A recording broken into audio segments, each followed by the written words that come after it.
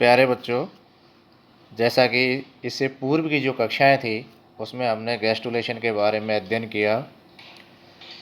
इससे जस्ट पहले वाली जो कक्षा थी उसके दौरान हमने गैस्ट्रुला भवन के दौरान होने वाली जो आकार की संरचनात्मक गतियाँ होती है यानी मॉर्फोजेनेटिक मूवमेंट्स क्या होता है उसके बारे में चर्चा कर ली थी। तो आज के इस वीडियो लेक्चर में हम गैस्ट्रुलेशन के दौरान होने वाले जो रासायनिक परिवर्तन होते हैं यानी मेटाबॉलिज्म की कौन कौन सी क्रियाएं होती हैं उन क्रियाओं का अध्ययन इस वीडियो में करेंगे। भ्रूणीय विकास में गैस्ट्रुला भवन एक अति सक्रिय अवस्था है, बहुत ही एक्टिव अवस्था होती है। इसमें मेजर चेंजेज आते हैं जिसमें डिफरेंशिएशन और आकार की संरचनात्मक गतियाँ संपन्न होती हैं। यानी कि जब ये होता है तो इसके दौरान डिफरेंशिएशन होता है और मॉर्फोजेनेटिक मूवमेंट्स भी होता है। विभिन्न प्रकार के जो ब्लास्टोमियर्स बनते हैं उन ब्लास्टोमियर्स के दौरान जब ये नवनिर्मित जो खंड होते हैं उनमें उपापचय की दर में वृद्धि हो जाती है, जिसके कारण जो संपूर्ण गैस्ट्रुला होता है उसकी जो उपापचय दर होती है उसमें भी वृद्धि हो जाती है। तो इस दौरान जो उपापचय दर में जो वृद्धि होती है या जो उपापचय क्रियाएं होती हैं उनको मुख्य रूप से दो भागों में हम वर्गीकृत कर सकते हैं। पहला आता है कि जो अपचयी क्रियाएं होती हैं या कैटाबोलिक एक्टिविटी, यानी कि गैस्ट्रुला भवन के दौरान कौन कौन सी कैटाबोलिक एक्टिविटी हो सकती हैं उनके बारे में चर्चा करेंगे। आकार की संरचनात्मक गतियों के कारण ऑक्सीजन की खपत में वृद्धि होती है और जब ऑक्सीजन में वृद्धि होगी तो जो स्टोरेज फूड होता है उन स्टोरेज फूड का ऑक्सीकरण के द्वारा एटीपी में उनको बदला जाता है, यानी कि एटीपी प्रोडक्शन के लिए इनमें ऑक्सीजन की खपत बढ़ जाती है ना। तो गैस्ट्रुला भवन के दौरान जो कोशिकाएं होती हैं उन कोशिकाओं में आकार की संरचनात्मक गमन होता है और गमन करने के लिए इनको अधिक ऊर्जा की आवश्यकता होती है। और ये जो ऊर्जा है वो ऊर्जा कहाँ से प्राप्त करें, तो इसके लिए क्या होता है कि जो स्टोर फूड होता है उसका ऑक्सीडेशन होता है और उस ऑक्सीडेशन के द्वारा ही ये ऊर्जा प्राप्त करते हैं। यानी ऊर्जा की पूर्ति हेतु ये ऑक्सीजन उपभोग की दर बढ़ जाती है, जिसके कारण ऑक्सीकरण की दर बढ़ जाती है। ठीक है, और स्टोर जो फूड होता है उसका ऑक्सीडेशन होता है और ऑक्सीडेशन के द्वारा इसमें एनर्जी निकलती है और उस एनर्जी को ये एटीपी के रूप में संग्रहित कर लेते हैं।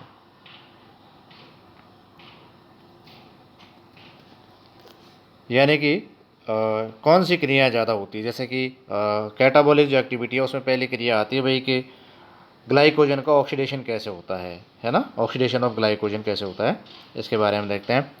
तो अधिकांश जो प्राणी होते हैं उन प्राणियों में जो ग्लाइकोजन होता है वो एक स्टोरेज फूड के रूप में होता है। यानी कि जब हम भोजन करते हैं तो भोजन करने के बाद में ग्लूकोज बनता है और उस ग्लूकोज को जब अधिक मात्रा में बन जाता है तो उसको स्टोर करने के लिए ग्लाइकोजन में कन्वर्ट कर दिया जाता है। तो एनिमल में स्टोर फूड ग्लाइकोजन के रूप में होता है। तो वही बात यहाँ पर है। तो ये जो ग्लाइकोजन होता है इस ग्लाइकोजन को ऑक्सीडेशन के द्वारा निरंतर ऊर्जा इससे प्राप्त की जाती है। मेंढक का जो भ्रूण होता है उसमें कोरक छिद्रों से अंतर्वलित होने वाली कोशिकाओं में निरंतर ग्लाइकोजन की घटती मात्रा यह सिद्ध करती है कि जो स्टोरेज ग्लाइकोजन होता है उसका उपयोग ऊर्जा प्राप्ति के लिए किया जाता है। पीतक का विखंडन ये दूसरा परिवर्तन है। ठीक है, कैटाबोलिक रिएक्शन के दौरान दूसरा परिवर्तन ये होता है कि जो यौग होता है उसका ब्रेक डाउन होना प्रारंभ हो जाता है।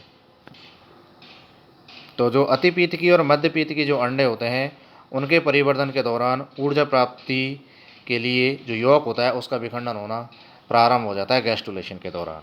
ठीक है, पीतक का विखंडन ग्लाइकोजन के दौरान या ग्लाइकोजन के अतिरिक्त जो कोरक खंडों में ऊर्जा प्राप्ति के लिए यौग का विखंडन होता है। और जैसा कि मैंने बताया कि आपको फ्रॉग जो रहते हैं तो फ्रॉग में मध्यपीतकी अंडे पाए जाते हैं। इसके अलावा अतिपीतकी अंडे जो रहते हैं उन अंडों में भी परिवर्तन के दौरान ऊर्जा प्राप्ति के लिए यौग का विखंडन होता है और उस विखंडन के द्वारा ये एनर्जी प्राप्त करते हैं। इसको देखने के लिए हमें इलेक्ट्रॉन माइक्रोस्कोप की आवश्यकता पड़ेगी। ये जो रासायनिक क्रियाएं होती हैं उनको देखने के लिए इलेक्ट्रॉन सूक्ष्मदर्शी की सहायता से इसको देखा जा सकता है।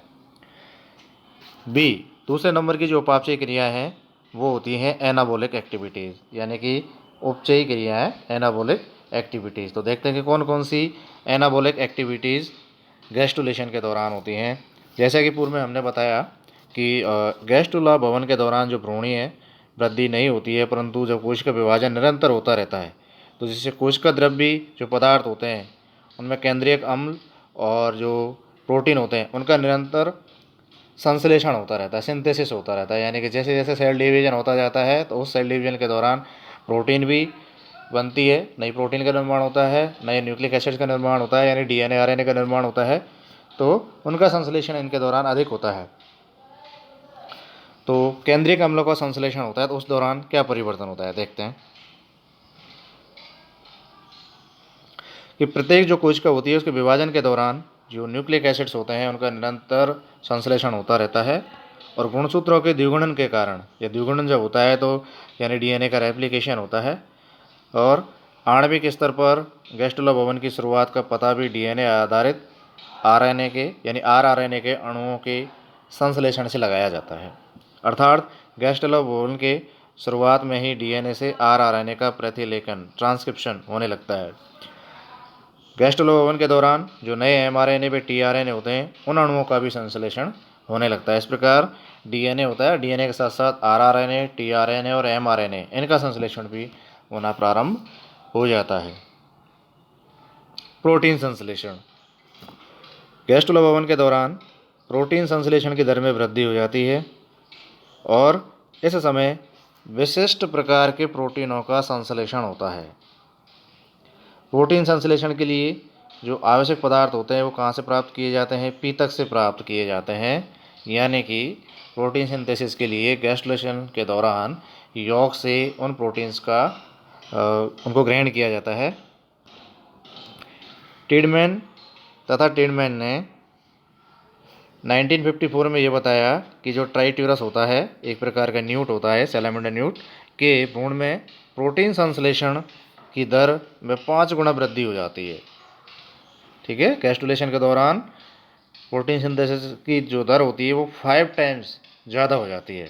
नए प्रोटीन्स का संश्लेषण जो पैतृक जीन्स होते हैं उनके निर्देशन में होता है।